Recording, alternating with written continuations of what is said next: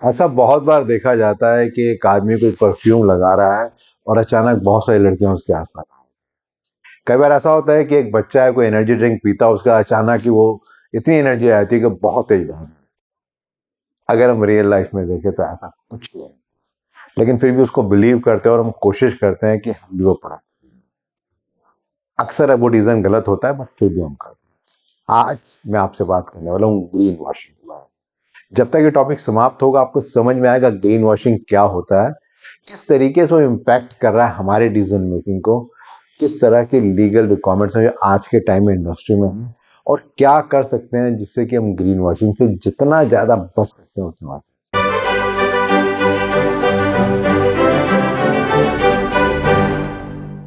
जब हम green washing की बात करते हैं तो प्राइमरली इसका मतलब क्या है ये समझना बहुत जरूरी है। तो ग्रीन वॉशिंग बात करता है कुछ इस तरह के एडवर्टाइजमेंट की, कुछ इस तरह की बातों की जो हमें कम्युनिकेट की जाती हैं किसी ऑर्गेनाइजेशन के बारे में, किसी प्रोडक्ट के बारे में, किसी सर्विस के बारे में, और वो बताते हैं कि हम बहुत ही अच्छे हैं, हम इन्वायरमेंट के लिए कुछ बहुत अच्छा कर रहे हैं, हम सोसाइटी के लिए बहुत अच्छा कर रहे हैं, हम सस्टेनेबल कुछ कर रहे हैं, हम कार्बन न्यूट्रल हैं, और कुछ इस तरह की बातें जिससे कि उस कंपनी की इमेज बिल्डअप होती है। लेकिन एक्चुअली में वो ऐसा कुछ भी नहीं कर रहे होते, या बहुत कम कर रहे होते हैं जितना ज्यादा क्लीन करते हैं। और अक्सर ऐसा होता है उससे उनकी सेल बढ़ती है, उनकी रेपुटेशन बढ़ती है, इमेज इंप्रूव होती है, जो एक्चुअली में गलत होता है। तो इसको बोलते हैं green washing. Say for example as simple as एक कंपनी बोलती है कि हम सिर्फ रिसाइक्लेबल मेटेरियल यूज करते हैं, बट एक्चुअली में शायद वो यूज नहीं करते। कुछ कंपनी कहते हैं कि हम कार्बन न्यूट्रल हो गए, बट रियलिटी में ऐसा कुछ भी नहीं है। कुछ लोग कहते हैं कि हम जो भी कुछ काम कर रहे हैं वो सस्टेनेबिलिटी को ध्यान रखते हुए कर रहे हैं, लेकिन रियलिटी में उनके ऑर्गेनाइजेशन में ऐसा कुछ भी नहीं हो रहा होता, या हो भी रहा है तो बहुत कम परसेंट हो रहा है। अब अगला स्टेप आता है कि इसका इम्पैक्ट। तो जो सबसे पहला इम्पैक्ट है वो कस्टमर के लिए, कि कस्टमर को हम धोखा दे रहे हैं। Say for example as simple as के एक कस्टमर मेरे ऐसा अगर मार्केट में जाता है और ऑर्गेनिक फूड देखता है, अगर वो डबल का रेट भी है फिर भी उसे नहीं लेता, क्योंकि उसे लगता है कि ये बहुत अच्छा है, लेकिन हो सकता है ऑर्गेनिक फूड होना। से फॉर एग्जांपल बहुत रिसेंटली एक कंपनी है फिजी, जिसके मिनरल वाटर में उन्होंने स्पेसिफाई करने की कोशिश की थी कि हम कार्बन नेगेटिव है। ज्यादातर कंपनियां कार्बन पॉजिटिव हैं, बहुत सारी कंपनियां टारगेट कर रही हैं कार्बन न्यूट्रल होने की, उन्होंने कहा हम कार्बन नेगेटिव। बट एक्चुअली में वो जो टारगेट था वो शायद बहुत साल आगे का टारगेट था, लेकिन वो बता इस तरीके से रहे थे जिससे कि सबको ऐसा लगे कि वो कार्बन नेगेटिव और इस कंपनी का सामान हमें लेना चाहिए। जब भी ऐसा होता है, जो रियल कंपनीज होती हैं जो सस्टेनेबिलिटी में काम कर रही होती हैं उन पे इम्पैक्ट।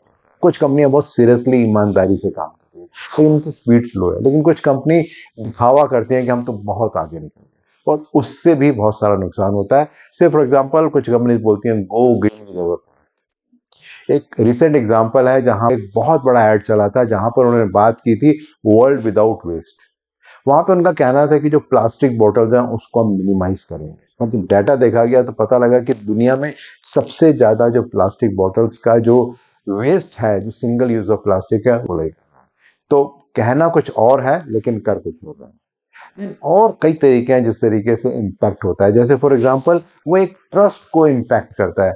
हम सोचते हैं कि ये कंपनी बहुत अच्छी है, बड़ा अच्छा काम कर रही है, हमारे मन में उसकी एक बहुत अच्छी इमेज बन जाती है, क्योंकि वो बहुत सारी बातें बोल रही है। जैसे कि कई बार बोल रहे हैं energy efficient technology for a greener tomorrow, लेकिन रियलिटी में ऐसा नहीं। जैसे कुछ टाइम पहले ने कहना शुरू किया था कि वो प्लास्टिक स्ट्रॉ की जगह अब पेपर के स्ट्रॉ यूज कर रहा है। उनका इंटेंट ये था कि ऐसे करके वो बहुत सारा हेल्प करने वाले हैं प्लास्टिक को कंट्रोल करने के लिए। लेकिन बाद में पता लगा कि ये जो सो कॉल्ड पेपर के स्ट्रॉ हैं ये भी रिसाइकल, बट इमेज बिल्डिंग के लिए बहुत कुछ किया जा रहा है। देन इसके अलावा बहुत बार देखा जाता है कि बहुत सारे काम ऐसे होते हैं जो इन्वायरमेंट को खराब करते हैं, डिग्रेड करते हैं। जैसे कि एक कोट अक्सर चला था कि made with minimal impact to the environment, but reality में ऐसा नहीं। कुछ टाइम पहले का एक एड चला था कि हम प्लास्टिक न्यूट्रल हैं, यानी कि अब जितना प्लास्टिक हम यूज कर रहे हैं उतना ही हम कुछ कर रहे हैं इससे कि बराबर हो रहा है। लेकिन जब डाटा को डिटेल में देखा गया तो पता लगा कि एक्चुअली ऐसा कुछ भी नहीं है, और जो भी वो क्लेम कर रहे हैं उसका बहुत छोटा परसेंटेज है जो एक्चुअली में। देन और अगर तरीके की बात की जाए किस तरीके से इम्पैक्ट करता है, तो सबसे इंपॉर्टेंट और सीरियस है वो है रेगुलेटरी लीगल कंप्लायंस।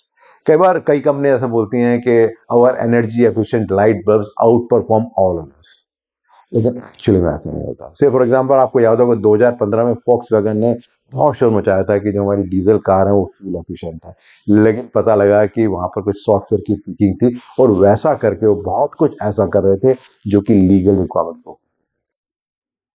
अब इतनी सारी बातें जब हम सुनते हैं कि वो ग्रीन वॉशिंग से किस किस तरह का इम्पैक्ट आ रहा है, तो एक अगला क्वेश्चन बहुत इंपॉर्टेंट आता है कि क्या एक्चुअली में रियली में जो गवर्नमेंट है, जो सोसाइटी है, कुछ कर रही है। तो बहुत सारे रूल्स एंड रेगुलेशंस हैं जो इसके ऊपर बन रहे हैं, इसको कंट्रोल करने के लिए, इसको मिनिमाइज।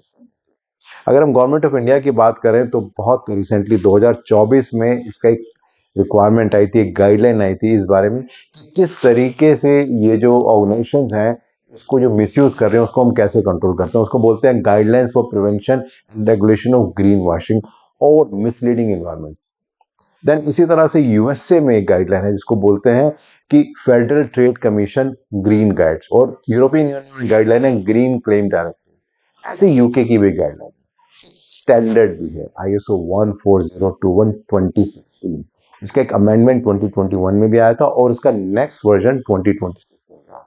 वो स्टैंडर्ड इस बारे में ही बात करता है कि किस तरीके से कंपनीज को इंश्योर करना है कि जब भी वो कुछ एडवर्टीजमेंट कर रही हैं, जब भी अपने प्रोडक्ट सर्विस या अपनी ऑर्गेनाइजेशन के बारे में जो ब्रांडिंग कर रही हैं, तो उनको किन किन बातों का ध्यान रखना है, कैसे उनको इस बात को इंश्योर करना है कि जो भी वो कह रहे हैं वो सही है।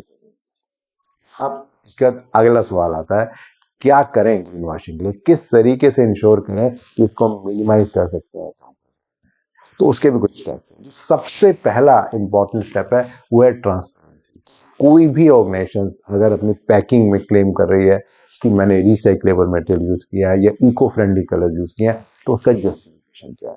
अब ये रिक्वायरमेंट है कि या तो उसमें कोई बार कोड होगा या उसी पैकिंग में कोई डिटेल होगा या कोई यूआरएल आईडी दिया होगा जिसके थ्रू आप क्लिक करेंगे तो आप उसके बारे में जानकारी पा सकते हैं कि एक्चुअली में वट एवर वो जो क्लेम कर रहे हैं वो सही है या वो सिर्फ कहने के लिए। देन इसके अलावा थर्ड पार्टी, आजकल बहुत सारी ऑर्गेनाइजेशंस हैं जो कि किसी थर्ड पार्टी से सर्टिफिकेशन करवाती हैं इस बात को वेरीफाई करने के लिए कि एक्चुअली में मैं सस्टेनेबल प्रोडक्ट बना रहा हूँ, क्या एक्चुअली में मेरा प्रोडक्ट इको फ्रेंडली है, उन सब बातों को जस्ट। देन इसके अलावा और भी चीजें होती हैं जैसे कि हम जो लैंग्वेज उसमें यूज करते हैं, जो अपने एडवर्टीजमेंट यूज करते हैं, उस लैंग्वेज को भी हमें ठीक करना या उसको एक्यूरेट करना बहुत जरूरी है, जिससे कि जो भी कुछ हम कह रहे हैं वो ठीक हो। से फॉर एग्जाम्पल कुछ कंपनीज कहती हैं कि हम ऑर्गेनिक फूड बनाते हैं। आप मार्केट में जाते हैं, आप कोई दाल लेते हैं, आप कोई सब्जी लेते हैं और वहां पे लिखा है ऑर्गेनिक, रेट डबल होता है। कैसे आप मानेंगे, कैसे आपको पता लगेगा कि वो एक्चुअली में ऑर्गेनिक है या सिर्फ कहने की है। देन इसके अलावा और भी चीजें हो सकती हैं कि किस तरीके से कंज्यूमर्स को एजुकेट किया जाए, किस तरीके से उनको बताया जाए। सिर्फ इन एड्स के बेसिस पे उनको डिसाइड नहीं करना है कि ये अच्छा है तो इसी को ले लिया जाए। उनको कहीं ना कहीं फैक्ट्स को वेरीफाई करना जरूरी है, उनको कहीं ना कहीं क्वेश्चन करने की जरूरत है कि ये एक्चुअली में कहा तो कुछ और रहे बट रियलिटी में कुछ नहीं। एंड देन ये जो रेगुलेटरी रिक्वायरमेंट्स है, जो लीगल रिक्वायरमेंट्स है, इनको स्ट्रेंथन करना और इनको स्ट्रॉन्ग करना। तो अगर मैं समरी करूं, मैंने बात की ग्रीन वॉशिंग क्या होता है, किस तरीके से जो ग्रीन वॉशिंग का इम्पैक्ट कर रहा है हमारी सोसाइटी को, किस किस तरह के अलग लीगल रिक्वायरमेंट्स अलग अलग कंट्रीज फॉलो कर रही हैं, और क्या कर सकते हैं हम जिससे कि इन सब जो रिक्वायरमेंट्स हैं जो ग्रीन वॉशिंग को इम्पैक्ट कर सकती हैं उसको हम कैसे मिनिमाइज। मेरा जो अगला वीडियो रहेगा वो भी इसी पे रहेगा। बहुत सारे फीडबैक आ रहे हैं और हेल्प कर रहे हैं अंडरस्टैंड करने के लिए आपकी क्या है। प्लीज गो आपका इस पर्टिकुलर वीडियो का आप और डिटेल में जानना और समझना चाहते हैं तो नीचे आपको एक लिंक मिलेगा, उसे आप क्लिक करेंगे तो एक ब्लॉग आपको और जानकारी मिलेगी इस वीडियो के बारे में। तो अगर आपको लगता है कि इस तरह के ब्लॉग्स एंड वीडियोस यूजफुल हैं तो आप हमेशा अपने फ्रेंड्स एंड कलीग से शेयर कर सकते हैं और मेरे यूट्यूब चैनल और मेरी वेबसाइट abhimangla.com पर सब्सक्राइब।